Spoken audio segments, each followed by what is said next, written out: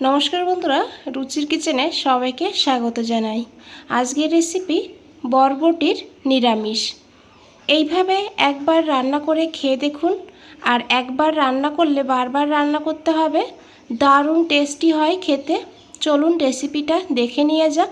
আশা করি আপনাদেরও ভীষণই ভালো লাগবে।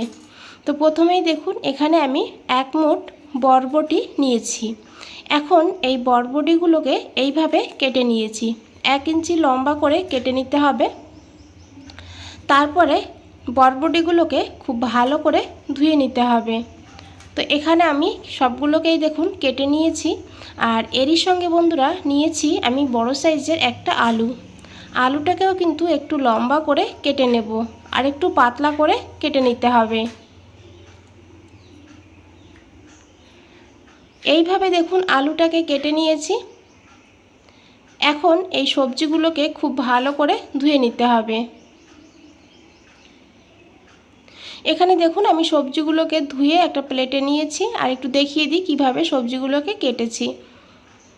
আর এদিকে দেখুন আমি একটা পাত্রের মধ্যে গরম জল করে নিয়েছি। এখন এই গরম জলের মধ্যে বরবটিগুলোকে দিয়ে দিতে হবে।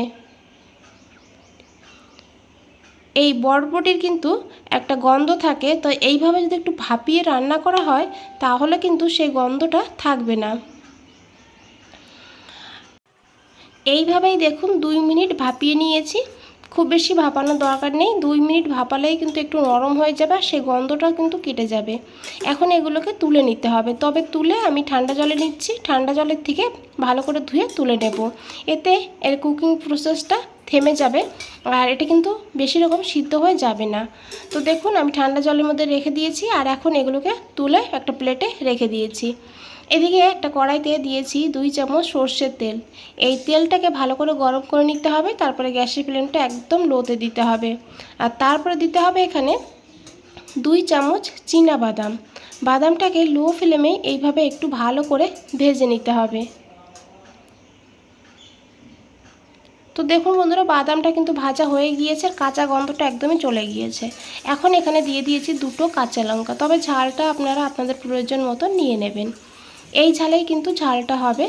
আর কাঁচা লঙ্কাটাকেও ভেজে নিয়েছি বাদামের সঙ্গে, আর তারপরে এগুলোকে তুলে নিয়েছি দেখুন।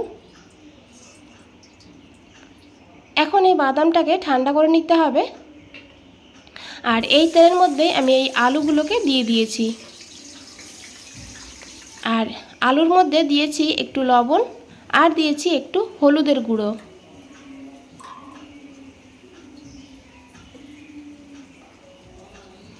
এখন আলুটাকেও খুব ভালো করে ভেজে নেব, কারণ আলুটা কিন্তু রান্না হতে সময় বেশি লাগবে। আর তাছাড়া এইভাবে একটু ভেজে নিলে এই রেসিপির টেস্টটাও কিন্তু অনেকটা বেড়ে যাবে। তো আমি ঢাকা দিয়ে দিয়ে ভাজবো, তাহলে আলুটা তাড়াতাড়ি ভাজা হবে, আবার একটু নরমও হয়ে যাবে। তো দেখুন মাঝে মধ্যে ঢাকনা খুলে একটু নাড়াচাড়া করে নিতে হবে। আর এদিকে দেখুন বন্ধুরা, আমি একটা মশলা বানিয়ে নিয়েছি। তো নিয়েছি 1/2 ইঞ্চি মতন আদা, আর নিয়েছি এখানে 1/2 চামচ ধনিয়ার গুঁড়ো, 1/2 চামচ জিরের গুঁড়ো। একটু জল দিয়ে দিতে হবে, জল দিয়ে মিহি করে একটা পেস্ট বানিয়ে নিতে হবে দেখুন এইভাবে। আর এদিকে দেখুন আলুটাও ভাজা হয়ে গিয়েছে।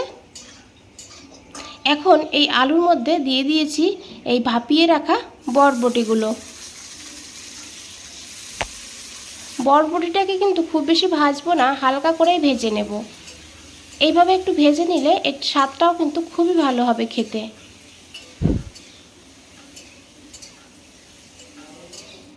তো দেখুন এখানে আলু আর বরবটি ভাজা হয়ে গিয়েছে। এখন এই বরবটি আর আলুগুলোকে তুলে নিতে হবে।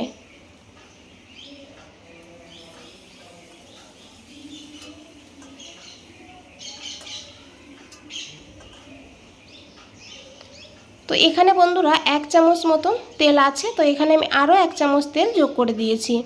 তেলটাকে ভালো করে গরম করে নিতে হবে। তারপরে দিতে হবে একটা শুকনো লঙ্কা, আর 1/2 চামচ দিয়েছি গোটা জিরা। এখন এই ফোড়নটাকে একটু ভেজে নিতে হবে। আর তারপরে এখানে দিয়েছি একটা মিডিয়াম সাইজের টমেটো, একই সঙ্গে দিয়েছি পরিমাণ মতন লবণ। টমেটোর উপরে লবণ দিলে তাহলে খুব তাড়াতাড়ি টমেটো নরম হয়ে যাবে। এখন টমেটোটাকে ভালো করে ভেজে নিতে হবে, টমেটো যেন নরম হয়ে যায় সেইভাবে। আর এইভাবে প্রথমে টমেটো একটু ভেজে নিলে তেলের সঙ্গে, তাহলে কিন্তু রান্নার কালারটাও খুবই ভালো হয়। তো দেখুন টমেটো একদম নরম হয়ে গিয়েছে। এখন এখানে দিয়ে দিতে হবে অল্প করে একটু কাশ্মীরি লঙ্কার গুঁড়ো। এতে কিন্তু ঝাল হবে না, তবে কালারটা সুন্দর হবে। আপনারা দিতে না চাইলে না দিয়েও রান্নাটা করতে পারেন। আর দিয়েছি এখানে হাফ চামচ হলুদের গুঁড়ো। এখন এই মশলাটাকে খুব ভালো করে মিশিয়ে নেব, তবে গ্যাসের ফ্লেমটা লোতে রাখবেন, না হলে এই গুঁড়ো মশলাটা পুড়ে যেতে পারে। দেখুন একটু ভাজা ভাজা করে নিয়েছি। আর এখন এখানে দিয়ে দিতে হবে বেটে রাখা মশলা, আদা, জিরে আর ধনের গুঁড়োটা যেটা বেটে রেখেছিলাম সেই মশলাটা।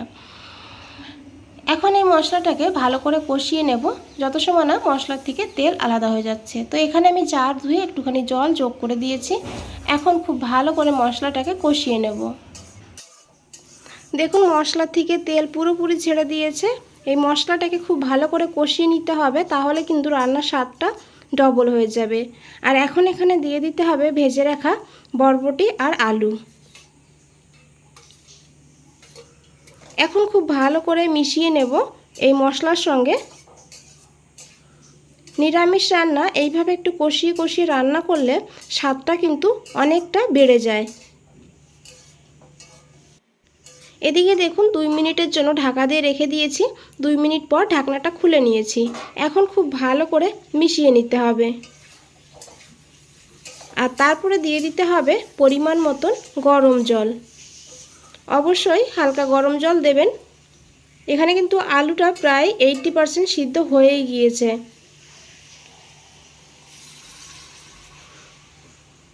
এখন খুব ভালো করে মিশিয়ে নেব। আর তারপরে ঢাকা দিয়ে রান্না করব 4 থেকে 5 মিনিট মিডিয়াম ফ্লেমে। এদিকে বন্ধুরা দেখুন যে বাদামটা ভেজে রেখেছিলাম, বাদামটা কিন্তু ঠান্ডা হয়ে গিয়েছে। এখন এটাকে বেটে নিতে হবে। তো আমি একটা মিক্সচার গ্রাইন্ডার নিয়ে নিয়েছি, সঙ্গে নিয়েছি 1 চামচ সাদা তিল, তার সঙ্গে নিয়েছি হাফ চামচ হলুদ বা সাদা সর্ষে। এখন একটু জল দিয়ে মশলাটাকে মিহি করে বেটে নিতে হবে। দেখুন এইভাবে। এদিকে 4 মিনিট হয়ে গিয়েছে, আমি রান্না করে নিয়েছি। এখন ঢাকনাটা খুলে খুব ভালো করে একবার মিশিয়ে নেব। আর তারপরে এই বেটে রাখা চীনাবাদামটা দিয়ে দিতে হবে। জারের গায়ে অনেকটা মশলা লেগেছিল, আমি অল্প করে একটু জল দিয়ে, গরম জল দিতে হবে, দিয়ে মশলাটাকে দিয়ে দিয়েছি। এখন খুব ভালো করে মিশিয়ে নেব। তারপরে ঢাকা দিয়ে আরও 3 মিনিট লো ফ্লেমে রান্না করব। 3 মিনিট পর ফিরে এসেছি। তো দেখুন বন্ধুরা কতটা লোভনীয় লাগছে। তো একবার হলেও এইভাবে বানিয়ে দেখবেন, বাচ্চা থেকে বড় সকলেই কিন্তু চেটে পুটে খাবে। দারুণ টেস্টি হয় খেতে। এখানে দেখুন বরবটি আলু খুব ভালোভাবে সিদ্ধ হয়ে গিয়েছে। আর বন্ধুরা রেসিপিটা যদি ভালো লাগে অবশ্যই একটা লাইক করে দেবেন, চ্যানেলটাকে সাবস্ক্রাইব করে পাশে থাকবেন। এখানে আমি একটু ধনেপাতা দিয়েছি কুচি, আর দিয়েছি 1 চামচ কাঁচা সর্ষের তেল দিয়ে খুব ভালো করে মিশিয়ে গ্যাসটা বন্ধ করে 5 মিনিট স্ট্যান্ডিং টাইমে রেখে দিয়েছিলাম। 5 মিনিট পর ফিরে এসেছি। তো দেখুন কতটা লোভনীয় লাগছে। আর বন্ধুরা আজ তাহলে এই পর্যন্তই, ফিরে আসছি নতুন কোনো রেসিপি নিয়ে। ভালো থাকবেন, সুস্থ থাকবেন। সবাইকে অনেক অনেক ধন্যবাদ এত সময় ধৈর্য ধরে রেসিপিটা দেখার জন্য।